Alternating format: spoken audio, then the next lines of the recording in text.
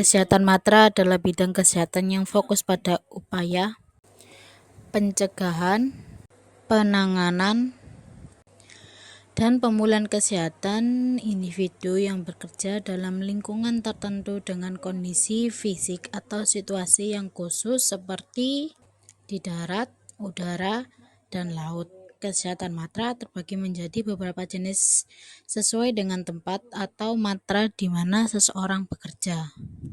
Kesehatan matra laut ini berkaitan dengan kesehatan orang yang bekerja di lingkungan laut seperti nelayan, awak kapal, dan tentara angkatan laut.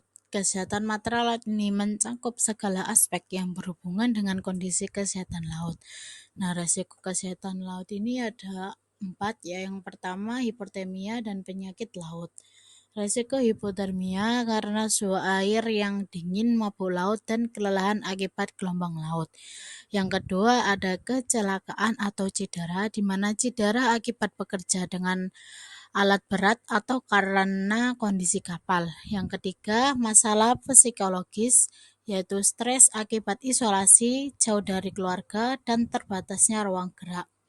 Yang keempat yaitu upaya pencegahan, yaitu merupakan pelatihan keselamatan menggunakan pakaian pelindung dan pemeriksaan kesehatan berkala, dan pengadaan peralatan darurat dan pertolongan pertama, serta dukungan psikologis bagi kru. 5 komponen penting dalam kesehatan matra. Yang pertama, pemeriksaan kesehatan berkala. Pemeriksaan ini untuk memantau kesehatan fisik dan mental tenaga kerja, sehingga potensi gangguan kesehatan bisa segera ditangani. Yang kedua, program pendidikan dan pelatihan. Memberikan pelatihan terkait kesehatan dan keselamatan kerja, termasuk cara menghadapi kondisi darurat yang khas di lingkungan matra tertentu. Yang ketiga, perlengkapan khusus. Penyediaan alat pelindung diri atau biasa disebut dengan APD yang sesuai dengan kondisi matra kerja, seperti pakaian pelindung, alat bantu pernapasan, dan juga alat pelindung dari suhu ekstrem. Yang keempat, pemantauan kesehatan mental. Kesehatan mental menjadi aspek yang paling penting di matra, karena hal ini jauh dari rumah atau bekerja dalam kondisi ekstrem. Dukungan psikologis memberikan untuk membantu mengatasi stres, kelelahan, atau masalah psikologis lainnya. Dan yang terakhir, pertolongan pertama dan evakuasi medis. Setiap matra membutuhkan protokol pertama yang disesuaikan, termasuk rencana evakuasi medis darurat jika kondisi mengharuskan perawatan lebih lanjut. Kesimpulannya, kesehatan matra sangat penting untuk menjaga kesejahteraan pekerja di lingkungan kerja yang ekstrim, seperti laut, udara, dan juga darat. Dengan adanya program kesehatan matra, risiko kesehatan yang ada di lingkungan kerja dapat dikurangi, sehingga produktivitas dan keselamatan tenaga kerja dapat terjaga. Keselamatan kapal. Keselamatan kapal adalah upaya untuk melindungi kapal, awak, dan penumpang dari resiko atau bahaya selama pelayaran. Upaya keselamatan ini mencakup peraturan, prosedur, dan peralatan yang dirancang untuk mencegah kecelakaan. Komponen keselamatan kapal. Yang pertama, konstruksi kapal. Kapal harus memiliki desain dan konstruksi yang sesuai dengan standar keamanan internasional. Yang kedua, sistem navigasi dan komunikasi. Peralatan navigasi, termasuk radar, GPS, kompas, dan sistem AIS atau Automatic Identification System, untuk membantu kapal mengetahui posisinya dan menghindari tabrakan. Yang ketiga adalah peralatan keselamatan di kapal. Pertama, life jacket, jaket penyelamat. Berikutnya, life buoy. Berikutnya, life raft atau rakit penyelamat. Yang keempat adalah sistem pencegahan kebakaran, yaitu pemadam api dan detektor asap. Berikutnya, sistem pemadam otomatis. Yang kelima adalah latihan dan pelatihan keselamatan. Latihan dan pelatihan keselamatan dibagi menjadi 2, yaitu latihan darurat dan pelatihan awak. Latihan darurat adalah latihan rutin seperti latihan kebakaran, evakuasi, dan penggunaan alat keselamatan yang dilakukan oleh seluruh awak dan penumpang. Sedangkan pelatihan awak adalah setiap anggota kru harus memiliki pelatihan keselamatan dan tahu cara merespon keadaan darurat. Yang keenam ada prosedur manajemen keadaan darurat. Prosedur manajemen keadaan darurat dibagi menjadi dua, yaitu rencana evakuasi dan sistem alarm. Rencana evakuasi adalah setiap kapal memiliki prosedur evakuasi yang jelas, termasuk jalur evakuasi dan titik kumpul. Sistem alarm adalah alarm darurat yang memberi peringatan dini kepada penumpang dan awak jika terjadi sesuatu berbahaya. Peran pemeriksaan dan pemeliharaan kapal. Beberapa aspek pemeliharaan yang perlu diperhatikan adalah yang pertama, peralatan keselamatan. Semua peralatan keselamatan seperti jaket pelampung dan alat pemadam kebakaran. Yang kedua, ada sistem navigasi dan komunikasi. Diperlukan kalibrasi dan pengecekan agar tetap akurat dan dapat diandalkan. Yang ketiga, ada kebersihan dan keamanan lingkungan kapal.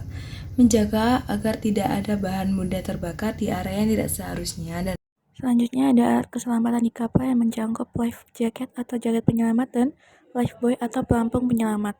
Life jacket atau jaket penyelamat dirancang agar penggunanya tetap mengapung di laut saat dalam keadaan darurat seperti jatuh di laut atau kapal tenggelam. Sedangkan lifebuoy atau pelampung penyelamat yang berbentuk lingkaran terbuat dari bahan ringan sebagai alat bantu agar tetap mengapung hingga bantuan tiba. Life raft atau rakit penyelamat merupakan rakit darurat yang dapat mengembang sendiri saat diaktifkan. Selanjutnya ada first aid kit atau kotak pertolongan pertama, yaitu kotak yang berisi obat-obatan dasar, perban, dan perlengkapan medis lainnya. Alat-alat navigasi di laut terdiri dari yang pertama GPS, Global Positioning System, yang berarti sistem navigasi berbasis satelit yang memberikan informasi posisi geografis kapal secara akurat. Yang kedua yaitu kompas magnetik. Kompas magnetik merupakan alat yang menggunakan medan magnet bumi untuk menunjukkan arah utara.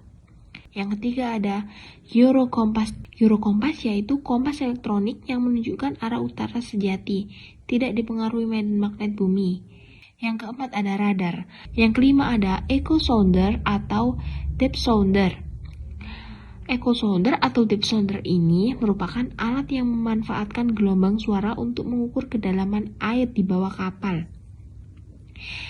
Alat ini memiliki fungsi untuk memastikan kapal tidak berada di perairan yang terlalu dangkal sehingga mengurangi risiko kandas. Yang keenam ada AIS, Automatic Identification System. Yang ketujuh ada sistem peta elektronik dan tampilan informasi. Yang kedelapan ada anemometer. Yang terakhir kesembilan ada sektan. Alat ini yaitu navigasi tradisional yang digunakan untuk mengukur ketinggian benda langit di atas cakrawala. Fungsi dari alat ini yaitu untuk digunakan sektan masih penting untuk menentukan posisi kapal berdasarkan benda langit jika teknologi modern tidak berfungsi. Alat-alat komunikasi di laut. Ada 8 alat komunikasi di laut. Yang pertama, ada radio VHF, Very High Frequency. Radio ini menggunakan frekuensi untuk komunikasi jarak pendek. Yang kedua, ada MF atau HF radio. Radio ini memiliki frekuensi menengah hingga tinggi. Yang ketiga, ada GMDSS, Global Maritime Distress and Safety System. Alat ini untuk penanganan sinyal mara bahaya menggunakan berbagai peralatan. Yang keempat, ada HPIRB, Emergency Position Indicating Radio Beacon.